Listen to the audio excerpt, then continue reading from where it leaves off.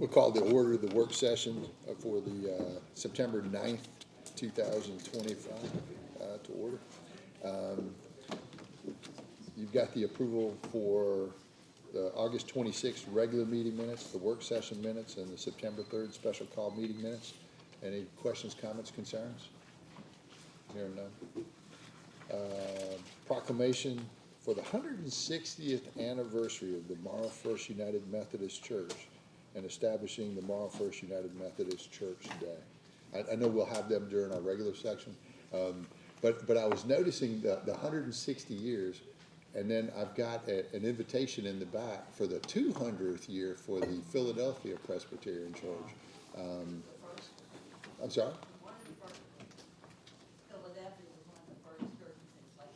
Yeah, but it was like, this one looked old at 126 until the next guy chimes in at 200. And somebody says, well, that's not necessarily in the city. 200 years ago, there wasn't a lot here. So it's very nice to see, our long-term establishments being out there.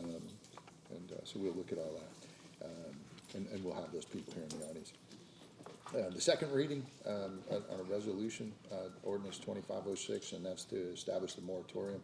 We had some conversations about that, and it's on the small cell sites. Any questions or issues on those? I don't think any of those have been modified since then. Then we've got a first reading, which is related to alcohol code for the city of Morrow, and we're hoping that if we bend just a little bit, that we'll be able to land a pretty serious project or two. So more economic development driven than necessarily just John being able to get a better bottle of scotch. So we'll see how that goes. Mr. Baker, tell us a little bit about it. Good evening, Mayor, Council, and citizens.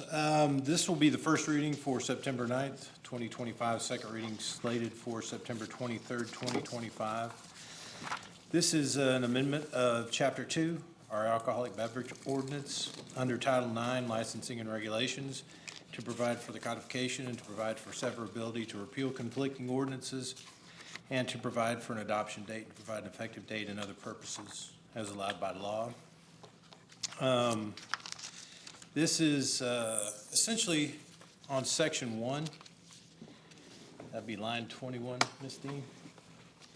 The purpose of this is just to amend and revise Chapter 2 to allow us, if you look at your current ordinance, we don't have any provisions for a full package store.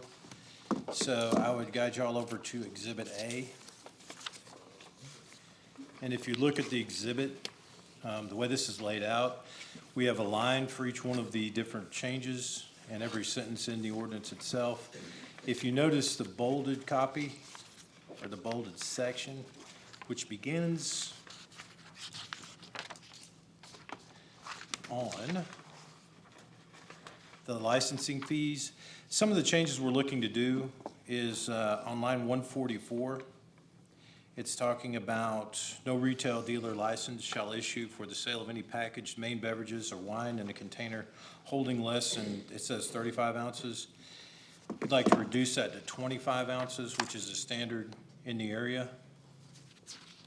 So that just allows a current sales of, say, a bottle of wine in some of the establishments, which is currently a violation of the code, to be legal for even non-packaged stores. Another change we're looking at is the licensing fees. Some of those fees beginning in section 9-2-50, titled licensing fees, beginning on page or line number 167. It's just the different types of fees that are charged currently for our alcohol licensing. This is low according to our attorneys as we look through the area, so we may revise some of those on our second reading, and I'll advise you of those. But if you'll look, there's several, beginning with subsection 1 all the way through subsection 10. Subsection 10 actually addresses the new package sales for malt beverages, distilled spirits, wine only. It's currently listed as sum of $2,500. That will probably be changed for sure to $5,000 for that. And that matches up with line 171, which is for restaurant selling malt beverages, wines, and spirits, which is also $5,000.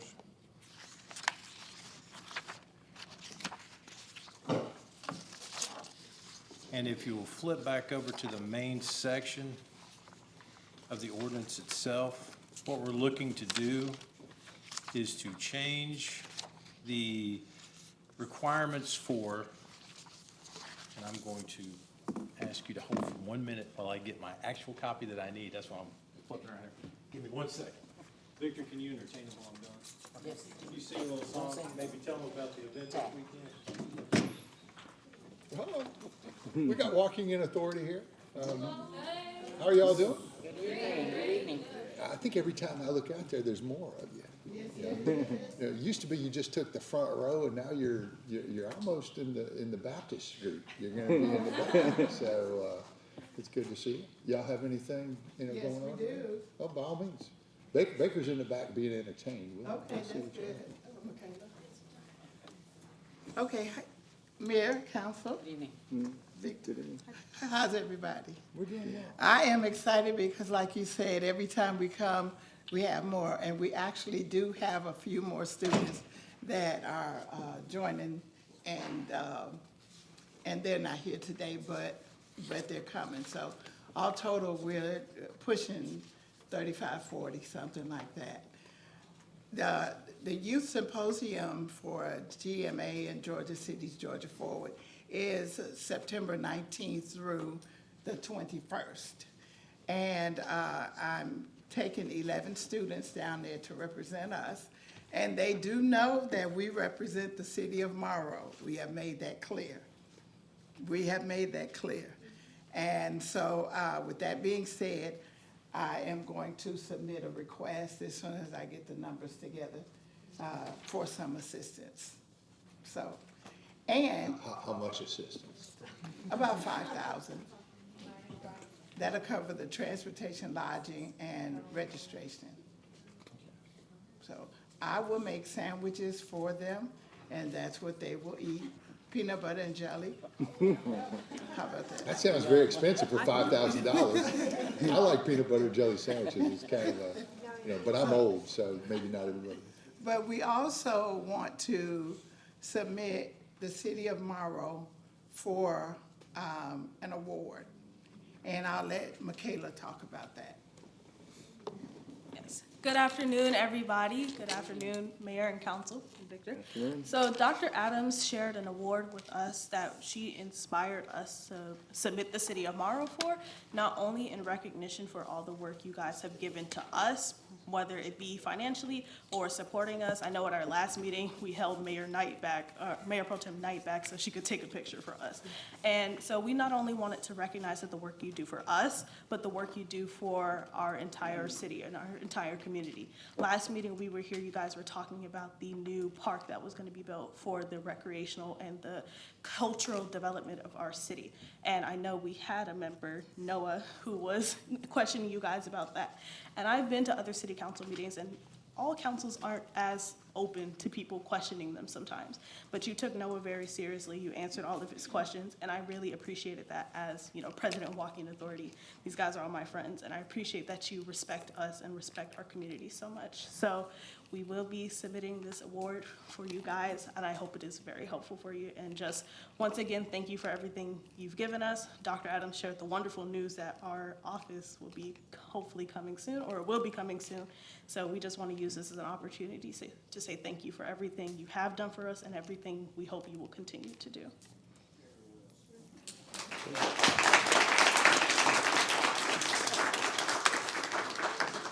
Segue, Mr. Baker. We're gonna go ahead and finish. All right. 1 minute. What are y'all cooking tonight? You got spaghetti back there? No, we have meatballs and mashed potatoes and gravy and vegetables and roll and cupcakes and cookies. That sounded healthy till that last part, but that sounds good. It's good to see you. Thank you all. You all.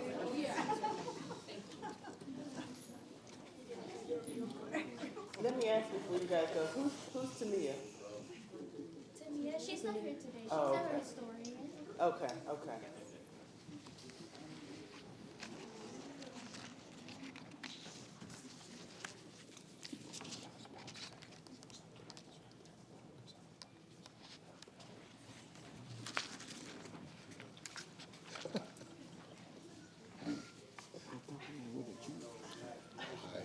so too. Yes. Not yet. Okay, now I have my homework. I apologize. If we can, we'll start off on the second page of your packet. Get this out of the way. And section 1, this is to hereby amend and revise the chapter 2 as we previously discussed. And it is the intent of the mayor and council, and that to the greatest extent allowed by law, no section, paragraph, sentence, or clause of this ordinance is mutually dependent upon any other section, paragraph, or phrase of this ordinance.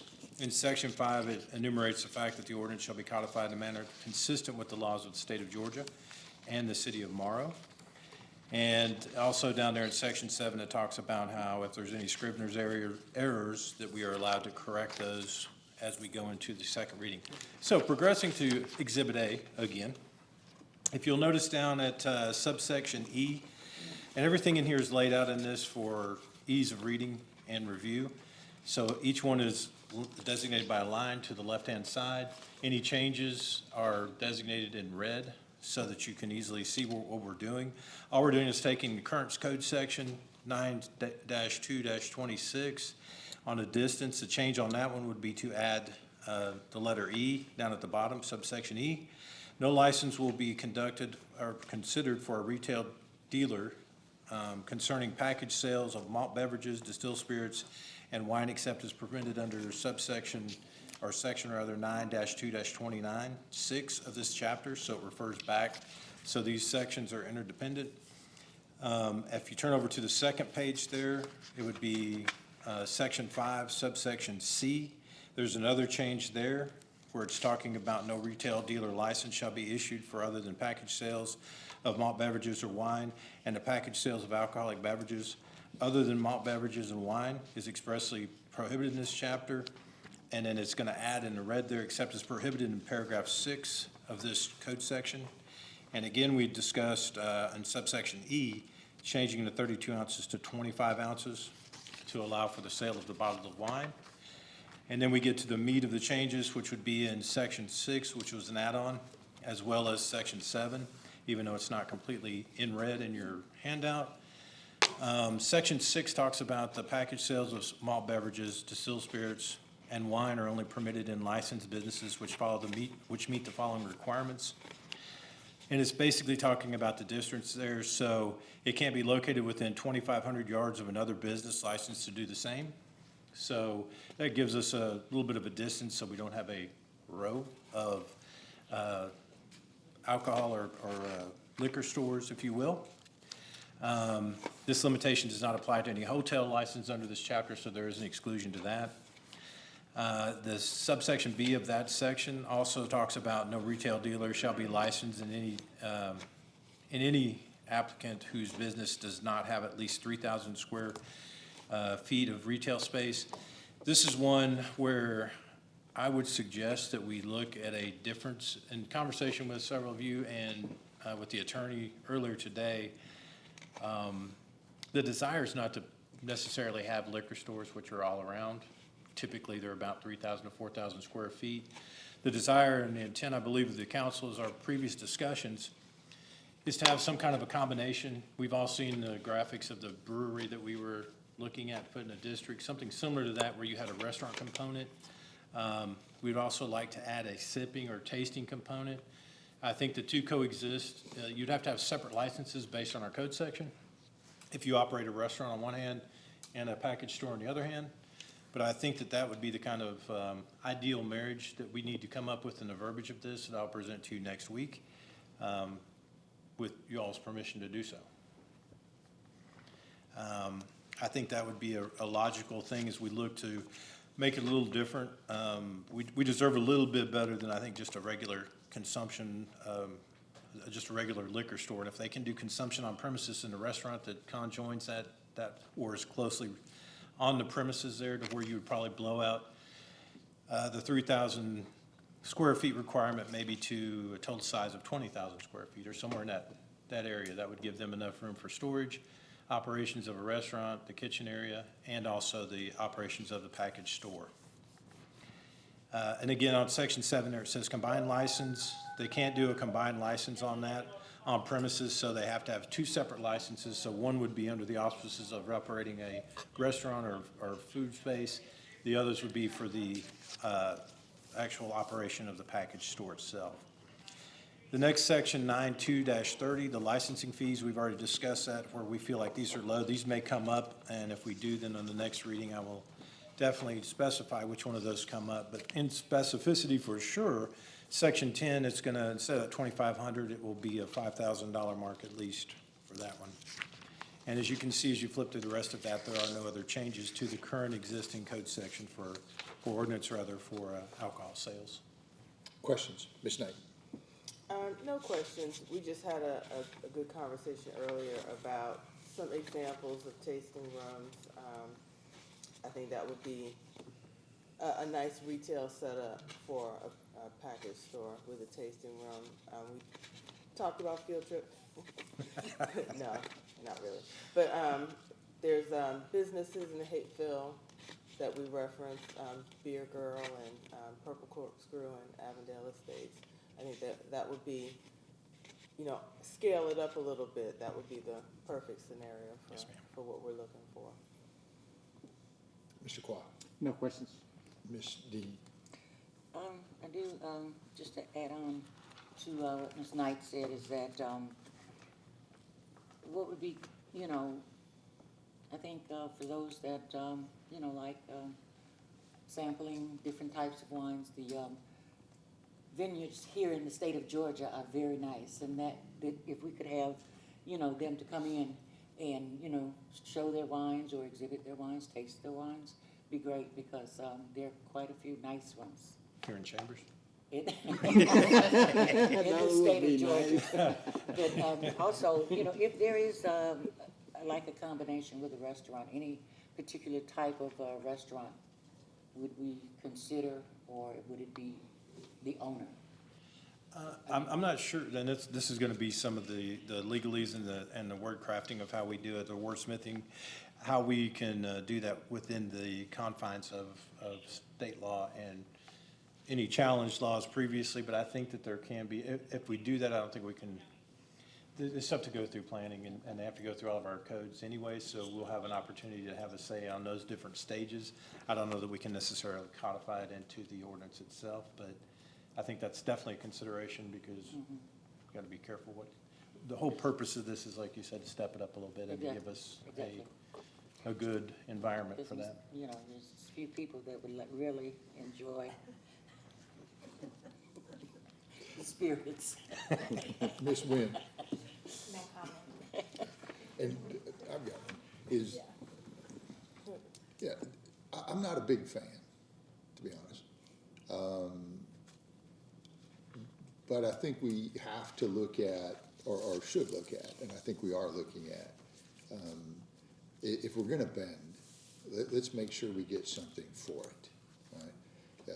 The number of folks who've come in here and just wanna throw in a package store, that's high. The number that are willing to make an investment in your community, and when I say an investment, I'm talking about a multi-million-dollar investment, not somebody just coming in, throwing a package store in an inline space.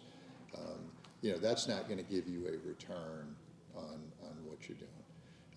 So if you're willing to make a significant investment, and, you're employing, local people, then I think that's something that we should consider. We have been very successful in getting some pretty good economic development options. We know that, a number of them have come knocking on our door, and let's make them earn it. So, shoot for what we want. Let's write the code, do the conditional uses and the different things to make it where people have to come in and explain to you what it is they're gonna do in your community.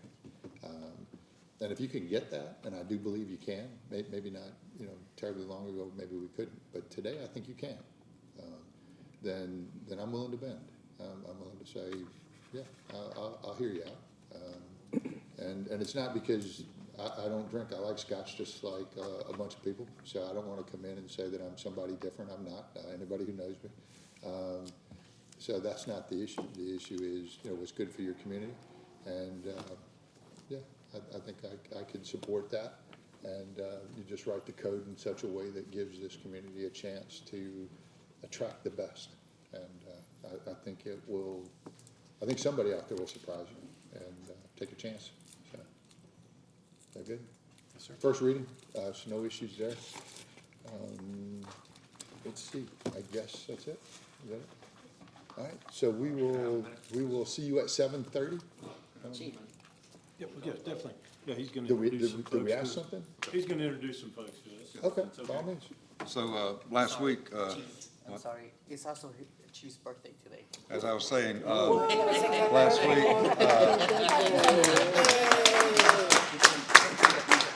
Do we have Marilyn and Monroe in the audience so that we could do a rendition of Happy Birthday that will, because he actually turns red. He actually turns red when you catch him, so. But how old, Chief? Just out of curiosity? 63. 63? Oh. Damn, that's old. You should know, right? So happy birthday, Chief. Happy birthday. where, But, so we're gonna introduce somebody? Yes, Okay. as I was saying, last week, Councilwoman Dean reached out and said, could you introduce your new people? I said, well, you haven't heard anybody since March, is that who you're talking about? Excuse me, she said, yes, so, each one, we hired 3 in March, and they all work on a different shift, so it's gonna be a few council meetings before they're all end up being here, but tonight I have Troy White, and, Troy started out, at a couple of bigger departments, Rockdale and DeKalb, and then actually started his own private ambulance service for a while and did that. And then he decided to give us a try. He's been with us since March. He's a big asset to us, so we look forward to him being here with us for a while. Excellent. I just want to say it's an honor to be a part of this department. Everybody here is dedicated to giving you all the best product. And so it's just an honor to be around people like that. Iron sharpens iron, and it's a privilege to be on the Chief's reign.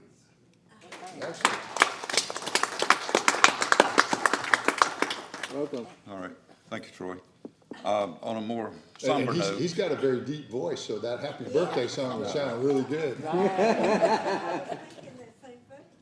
on a more somber note, I know y'all also, the DeKalb firefighter that died yesterday, and I just ask that you keep him, his family. He had a wife and 5 kids that he's leaving behind, so it's just a reminder of how dangerous things can be. We never know what we're gonna encounter any day we come into work, so I appreciate you keeping his family. I understand he was like 6 shifts away from retirement. Oh, wow. So, yeah, that hit pretty hard. Also, as you know, Thursday is 9/11, 24th anniversary. So 343 firefighters died that day, but what a lot of people don't know is 370 more have died since then as a result of working at Ground Zero, cancer. And many more than that are sick that will eventually die from Ground Zero toxins and such. So just keep everybody, those people in mind this week as we go through the week. if I may, Mayor. Thank you. Something that I saw recently regarding, the exposures and things like that, something was passed to give them as far as some compensation, or is that something that's? There's been something in place, and then they talked about doing away with it, and I think they've reversed that now, and they've brought it back, yeah. Yeah, All right, okay. okay, thank y'all. Happy birthday. Birthday to you. I would sound better, but she's a wife. Well, Victor's got some coffee over here on the side, so grab you some coffee and then go wish Chief happy birthday. We'll see you at 7:30. All right. Good evening. We're gonna call the September 9th, 2025 regular meeting of the Miles City Council to order. If you'll stand for the Pledge of Allegiance, followed by a moment of silence. And if you will remember all those from September 11th and 9/11, 24 years ago, plus the firefighter that lost his life recently in DeKalb County. So, and stand for the Pledge of Allegiance, please. I pledge allegiance to the flag of the United States of America and to the republic for which it stands, one nation, under God, indivisible, with liberty and justice for all.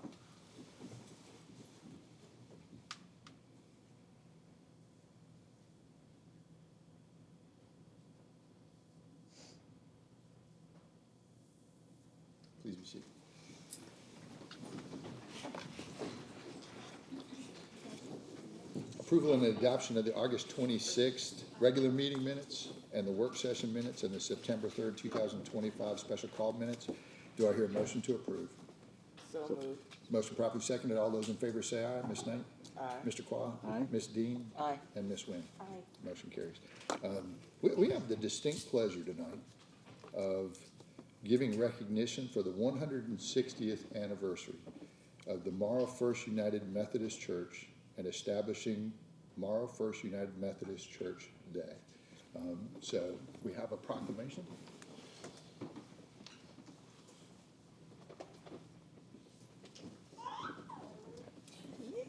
And we're going to invite the entire group from the Morrow United Methodist Church up here. I'll read it fast, so it won't take that long. But we'll just stand right here. And come on up. 160 years. The fire chief's almost that old.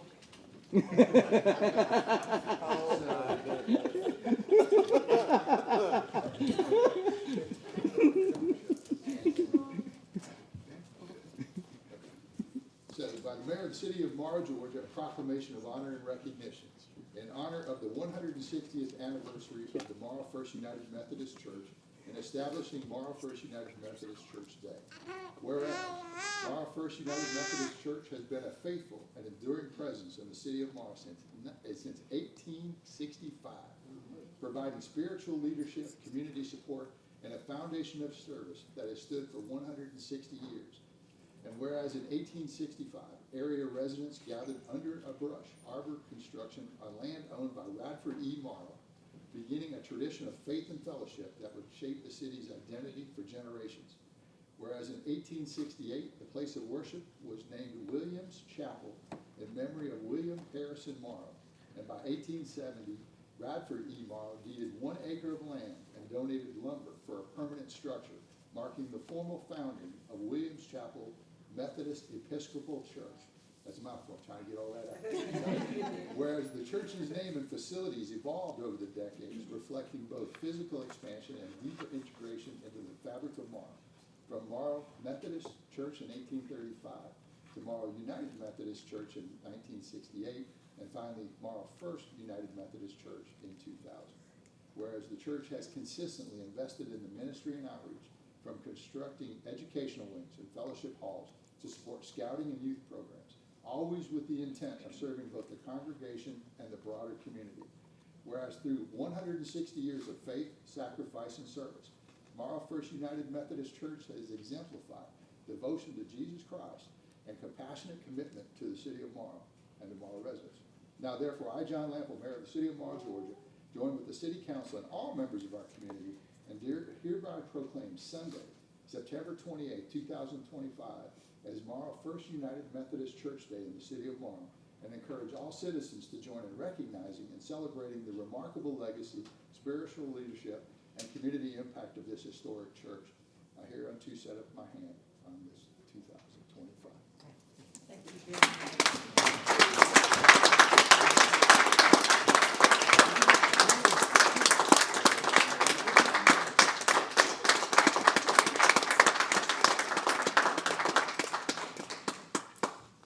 And we love to hear a pastor speak.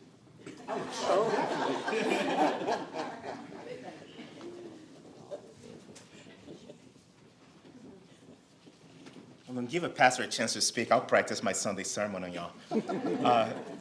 But friends, thank you very much for this recognition, for this proclamation. We're certainly glad that to be celebrating 160 years here. We're glad to be part of this community. As I was sharing before, on Sundays we see we believe that we have church that reflects the community. On Sundays we see about people from 5 different nationalities gathering to worship at our church. We serve about 110 people every week with our food pantry. Again, in our fellowship hall, we have events and activities. The police department, the firefighter department have already come to the church, offer programs for the community, for the members of the church. We're serving, we are teaching courses in the church. Again, we are invested in the community. We are partnering with nonprofits in the community to serve this community. Again, this is our our community. We live here, we're raising our children here, we're involved in all the aspects of community, so we are proud to be here in the city of Morrow for 160 years. Looking forward to continue serving God, continue serving this community for another 160. Thank you. Excellent. Do y'all still do the barbecue, the famous barbecue that if somebody told you the recipe, we'd all have to disappear? So I don't know when that is, but, we'll mark it on the calendar, and we appreciate y'all very much. And it's only ironic that we've got, an ordinance hearing on alcohol, so it has nothing to do with your church. But that's one of those we'll have to look around the room and say, who thought that was a good idea? But anyway, ordinance 2506, an ordinance imposing a temporary moratorium on the acceptance and application of installation of construction cell towers, including small cell wireless facilities. We had a public hearing the last week, and this basically is the industry changes over time. And the city has worked very hard to make it so that we have some type of, visually appealing city, so we don't have a lot of wires hanging overhead and different things like that. And so this is giving us a chance to enact the moratorium and to allow the city to look and review over the codes that are available to us and make sure that they're not only compliant with federal law, but to make sure that your city's still gonna look good if somebody decides to do that. So you've had a chance, it's the second reading. Do I hear a motion to approve? So moved. Do I hear a second? Second. Motion properly seconded. All those in favor say aye. Ms. Knight? Aye. Mr. Quah? Aye. Ms. Dean? Aye. And Ms. Nguyen? Aye. Perfect. The second one, I believe that code's gonna be in the doc. You heard Mr. Baker explain it, earlier. And it's basically, allowing a little bit of a change in some of the alcohol codes that we have, cleaning up some that, we're already doing that we need to fix. And as you've heard us explain earlier, that, if we're going to bend a little bit, let's make sure that we get something substantial for it, right? And I think it'll be, a valuable asset to the community if we do it right. Our pledge is to do a very good job with it. So, and there's the first reading, so we won't need, second reading is in a couple weeks. General comments from the citizens. Nobody wants to sing happy birthday to the chief? Come on, let's start. Ready? We'll sing. Who's got the best voice out here? All right, ready? Happy birthday to you. Happy birthday to you. Happy birthday, dear Smith. Happy birthday to you.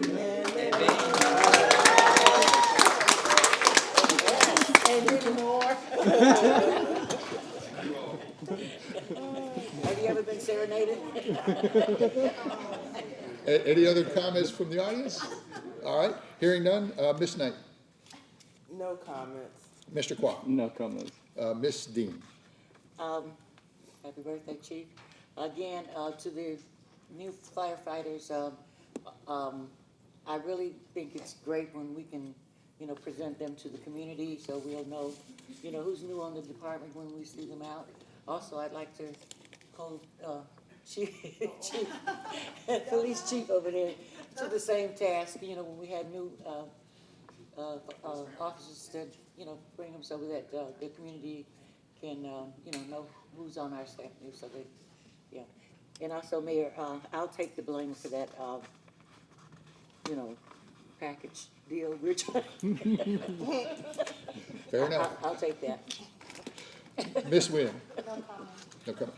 I'd like to make a couple. First is, this weekend, we're going to help celebrate Mexican Independence Day, and that will be at the district. We're a very diverse community. We're very thankful that we have the ability to be able to celebrate different things. So you're going to see a lot of cultural dancers, a lot of festivities out there. It's a free family event. Please come out for that. And our friends over at the Methodist Church, 160 down. We got a few more to go.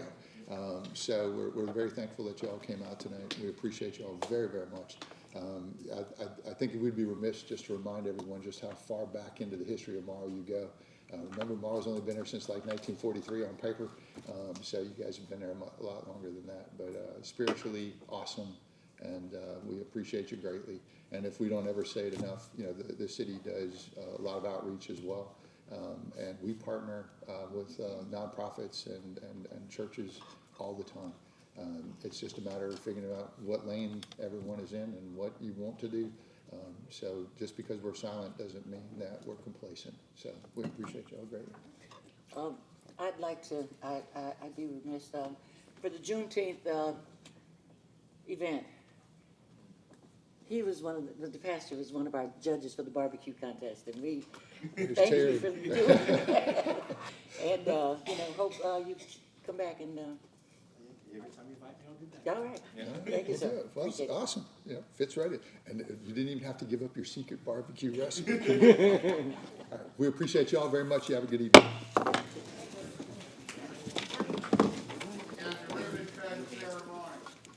Oh, that's a good point. Is that next Tuesday? Next Tuesday. Next Tuesday, we are, it's a community center, Angel Creek Community Center on Reynolds Road.